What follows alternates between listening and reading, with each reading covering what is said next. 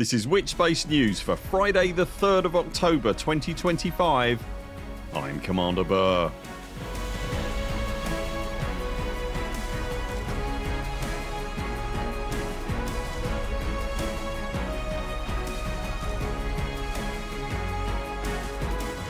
In an absolutely massive Elite Dangerous news this week, the Type 11 arrives, bringing with it a new community goal and a raft of changes.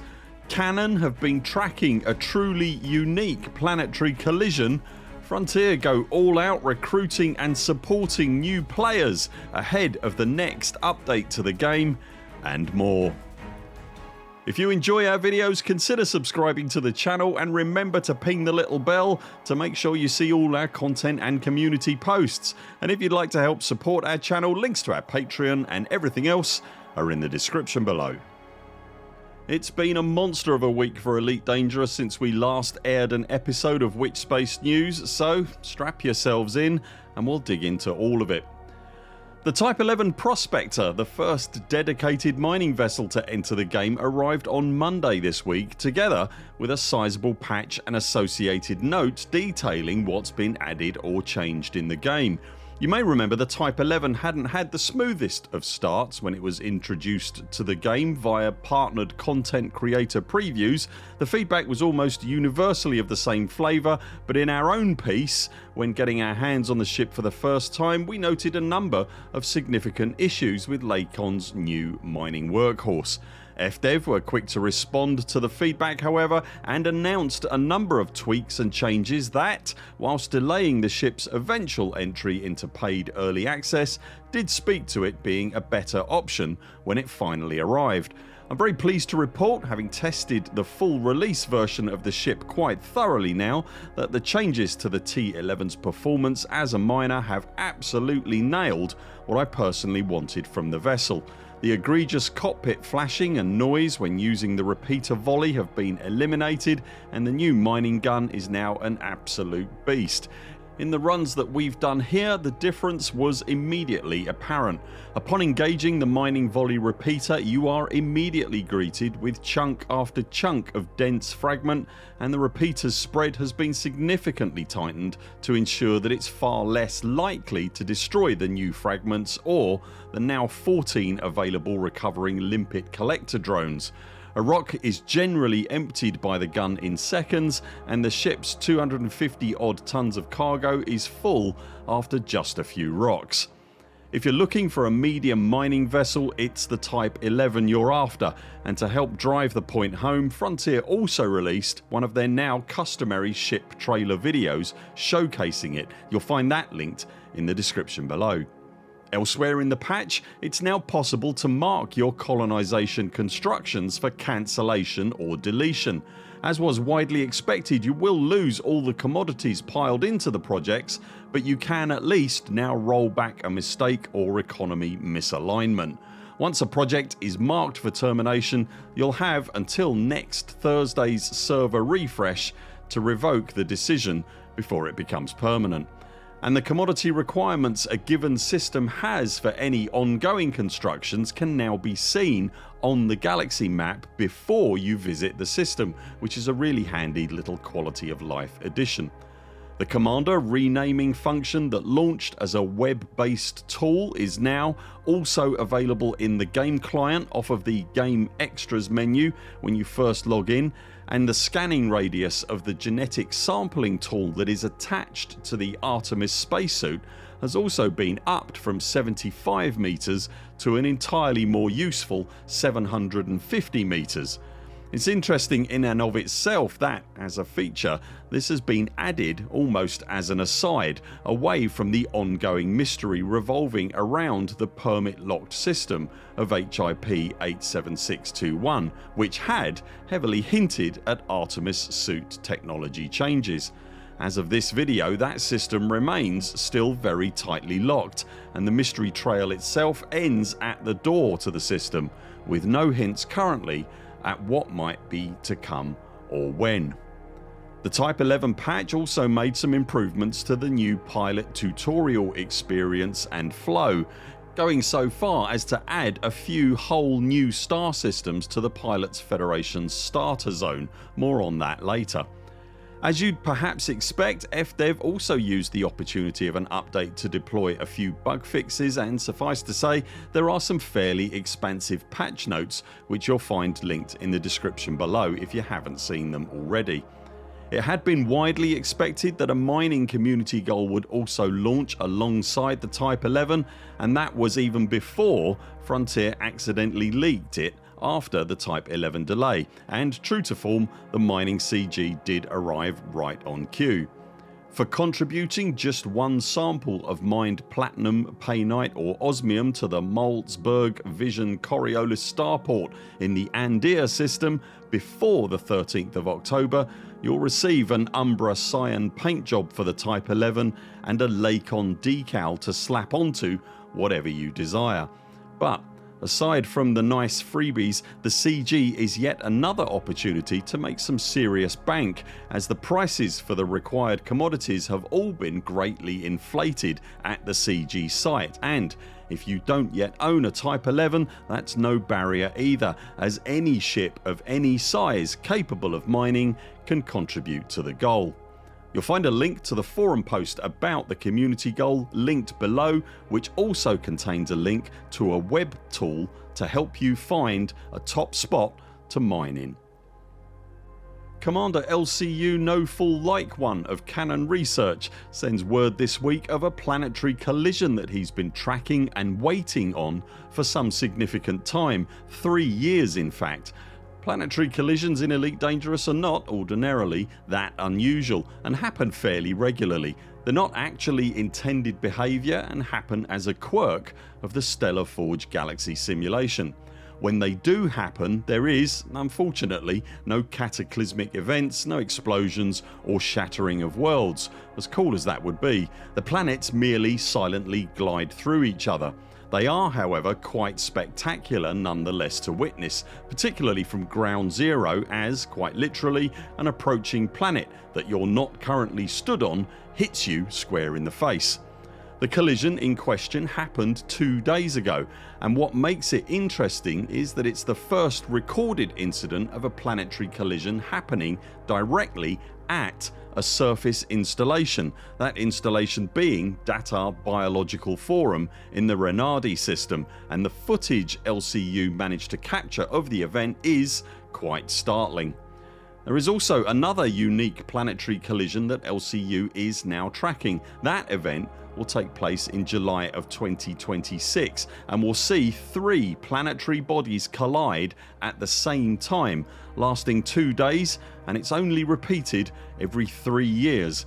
I've linked to his Bluesky account below where you can see postings about that event. Whilst we're talking about all things around colossal simulation, Frontier occasionally release an exploration statistic that indicates how much of the galaxy has been explored and just how much of the galaxy is still, as yet, undiscovered. This week was one such occasion, and we now have our latest exploration stats. Brace yourself. So far, commanders have explored 261,063,785 star systems, which is obviously a huge number, but taken in context with the enormity of the rest of the galaxy, with 400 billion or so star systems, that stupidly big number equates to approximately 0.0653% of the available galaxy. So, plenty left yet to be discovered. Here's a line that perhaps I didn't think I'd ever be saying. Frontier are going absolutely hell for leather, publicly promoting and pushing Elite Dangerous on social media and making as much noise as they can to both bring in and support new players to the game. In the 7 years that we've been reporting on and making videos about Elite Dangerous, there has never been a week where FDev have made more noise about their venerable and genre defining multiplayer space simulator. In just the 4.5 days since the Type 11 patch deployed, the official Elite Dangerous account on Twitter has tweeted or retweeted no less than 45 times about Elite Dangerous. 12 of those tweets are in the last 24 hours alone. Whilst not at quite the same level, there's been a similar push on Facebook as well. A huge portion of those tweets are publicising the output of partnered content creator channels, and a significant volume of that content is directed at tutorials, engaging and guiding new players to the game. As a further part of the new player push, Frontier created a fairly lengthy new player webpage that details getting started in the game, with details ranging from stacking starter missions, outfitting your ship, including how ship module classes work, getting started with trading and how system economies work, through to getting started with mining, exploration, combat and colonisation. The web page, whilst not unwelcome, isn't currently linked from anywhere in the game. In fact, if you follow the training sections off of the main menu, it eventually leads to a playlist of YouTube videos that either don't cover what they profess to cover, most notably the power play tutorials, don't cover any modern features like colonisation at all, or are just plain out of date. They are all 10 years old in fact.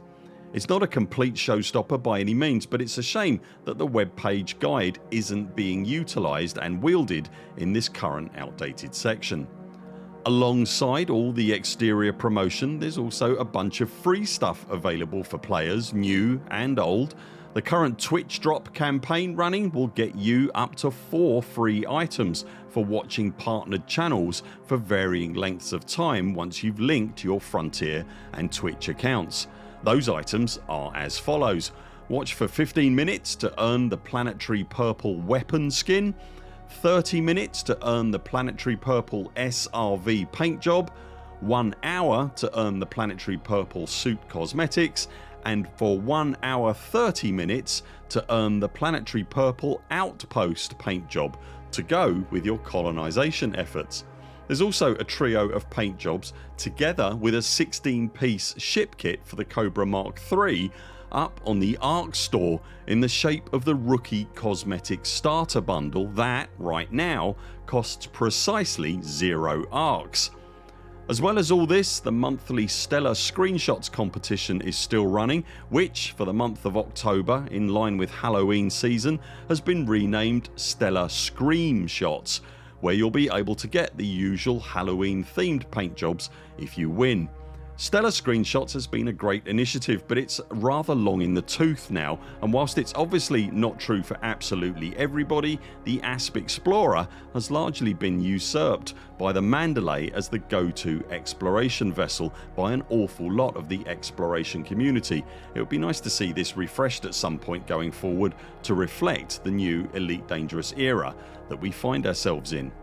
At the same time, the game has been on sale on Steam with massive discounts, and you can currently pick up Elite Dangerous and Odyssey in the Deluxe Edition together as part of the Steam Autumn sale for 90% off at just £2.19. Elite Dangerous on its own is £1.49 and Odyssey on its own is just 99p.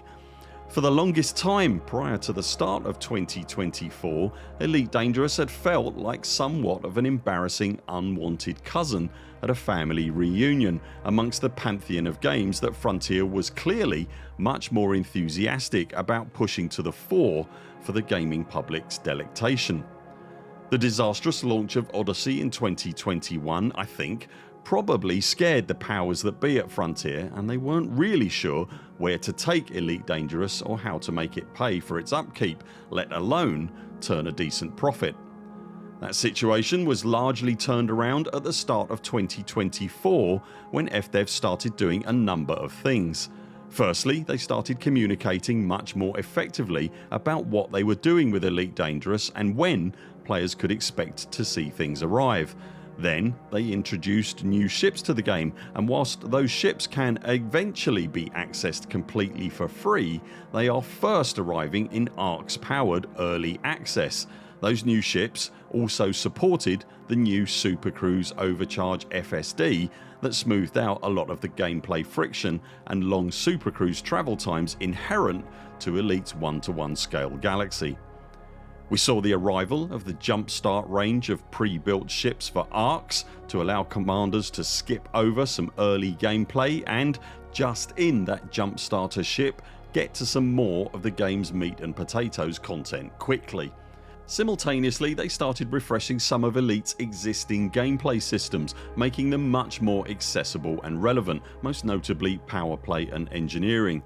They also introduced a completely new feature in the shape of colonisation, which has been wildly popular, and they also refreshed the squadron system with vanguards. Thus far, all of these initiatives appear to have had the effect of increasing existing engagement in the game, raising the game's profile with those that may have stopped playing or had never before dipped a toe in, and all of that, together with the new ARCS powered initiatives, means the game generates more meaningful revenue for FDev, which we've seen reflected in the company's reporting to the London Stock Exchange. All these factors combined means that Elite Dangerous is itself in the healthiest place it's been in years, both in terms of player engagement and revenue generation for FDev, and is suffering from much less of that unwanted cousin syndrome. When looking at all of this, it's difficult to draw any solid conclusions as to what this week specifically might have been about. All of the recent flurry of activity and publicity that we've seen from FDev could just be linked to the game being on sale. I have to say that strikes me personally as unlikely, however. Whilst the current sale has given the game a very low barrier to entry, it is actually on sale quite a lot of the time, usually with substantial discounts, and Frontier don't normally put all this effort into publicising it when it is. It seems unlikely to me then that this is the only part of the equation. The current ongoing mystery in the game could well be part of a bigger picture. It does seem, however, that we're on the cusp of something happening. Elite generated a huge amount of interest and headlines when the Thargoids first appeared in the game in January of 2017, and if the ongoing mystery is about to drop something of a similar magnitude, then it's possible FDev might want to be ready to capitalise on that. A 90% off sale and a bunch of onboarding and new player supporting infrastructure certainly wouldn't hurt in that scenario.